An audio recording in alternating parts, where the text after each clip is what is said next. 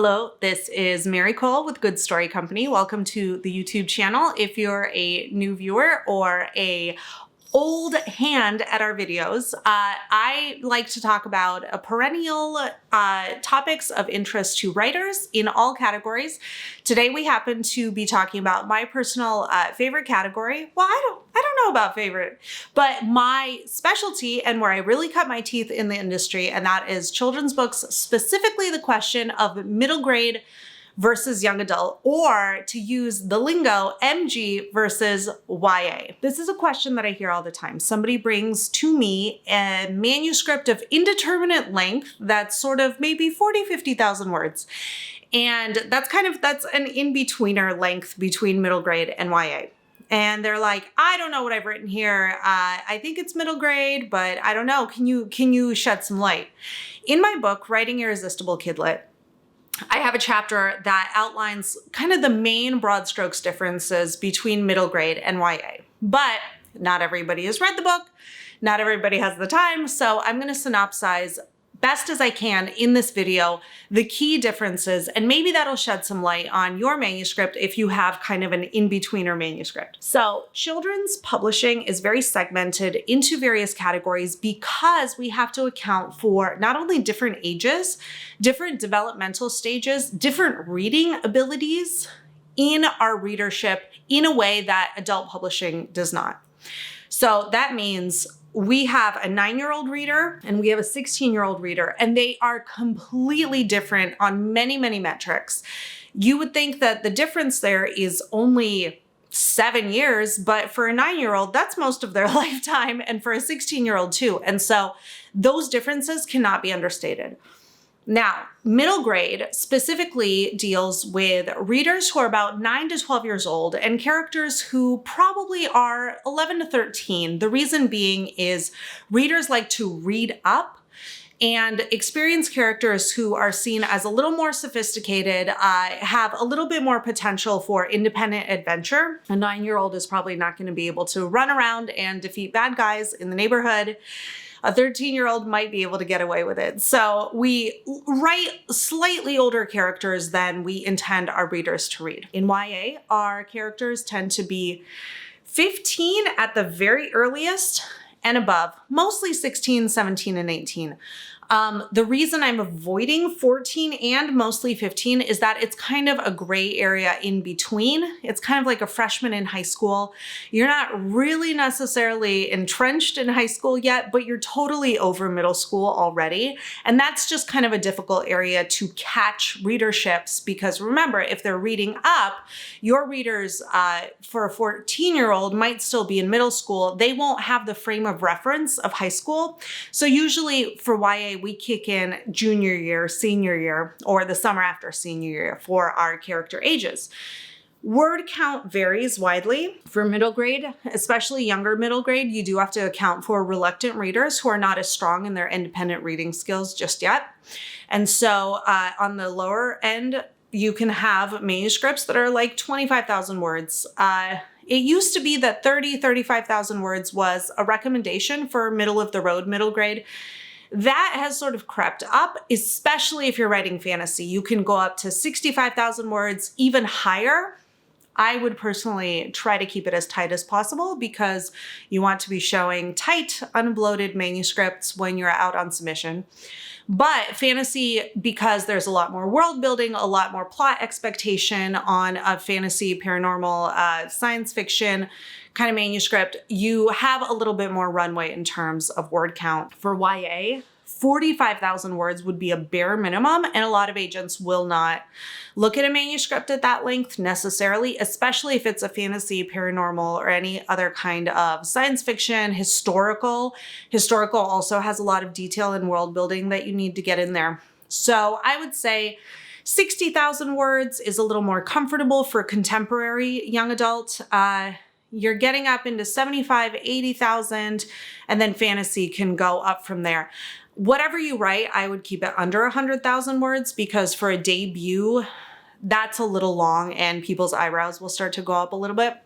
So word count, age range, thematically and stylistically, there are differences in middle grade and young adult as well. So if we have I run a small group workshop program called Story Mastermind, and we have a couple of students in this cohort. I just met with them yesterday, so it's very much top of mind, that are maybe on a couple of the metrics, middle grade, but the writing itself is young adult. And that can be a really, really difficult place to be because it's less concrete. You know, word count is a word count. You can kind of slot it one way or the other.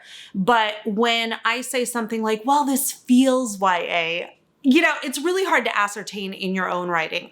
I can do it pretty well because I have seen hundreds of thousands of manuscripts over the course of over a decade in publishing. But the metrics that I use when I'm evaluating this MG versus YA question come down to voice. Voice is one of those loosey-goosey terms already. What I mean by voice is the level of formality, the level of sophistication. That's not to say you can't have a smart and sophisticated middle grade age kid, but a lot of writers kind of use that as an excuse to write overly formal adult and dry prose and dialogue, which doesn't really fit an 11-year-old. I'm not saying slang it up because that could date your manuscript and it kind of comes across as a little bit cringy.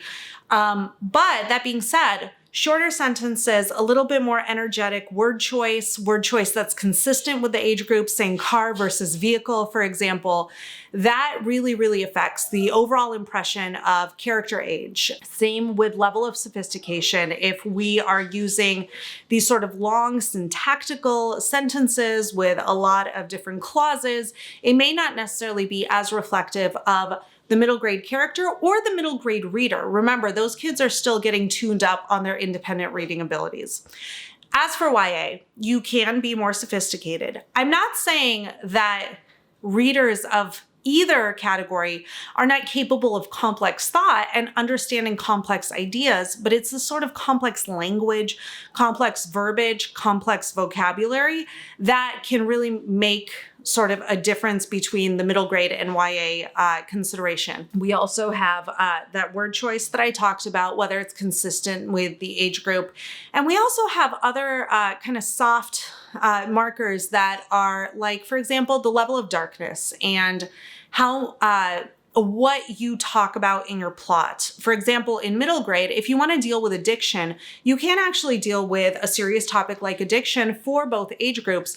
But usually in middle grade, it is a secondary character, a parent, somebody that's kind of maybe off screen a little bit more that's dealing with the issue of addiction. In young adult, it can be the character themselves that's dealing with addiction, sexual abuse, racism, any other kind of very serious issue. And usually in middle grade, again, it's sort of secondary to, you know, my father is coming out as gay or my mother is transsexual, versus in young adult, it's, you know, I need to come out as gay. I've realized that I am trans. How do I deal with this?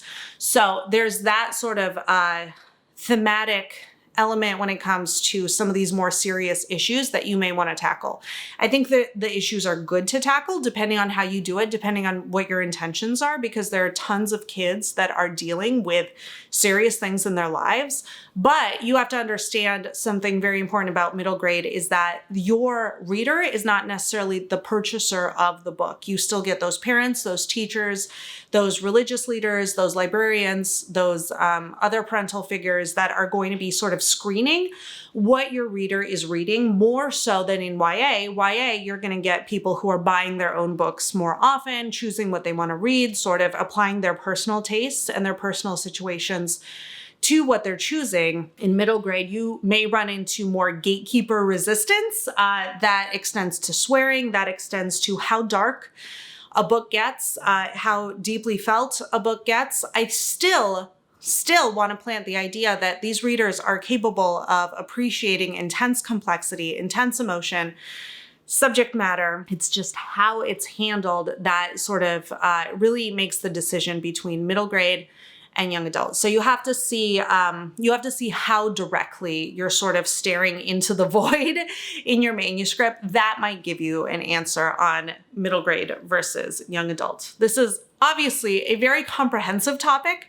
What I could speak to for hours, I will spare you that. But hopefully this has been a really good introduction for you in terms of thinking where you might land on the MG versus YA spectrum. I would say you do have to pick one, because a middle grade young adult hybrid, if you go to a bookstore, remember stores and actually going into them, there's going to be a middle grade shelf, there's going to be a young adult shelf. Nobody's going to build you a shelf in the middle just for your hybrid. So I would say of all of the things you've learned today, the one to really take away is that you do need to decide. But hopefully this has made that decision easier. My name is Mary Quill with Good Story Company. Here's to a good MG versus YA story.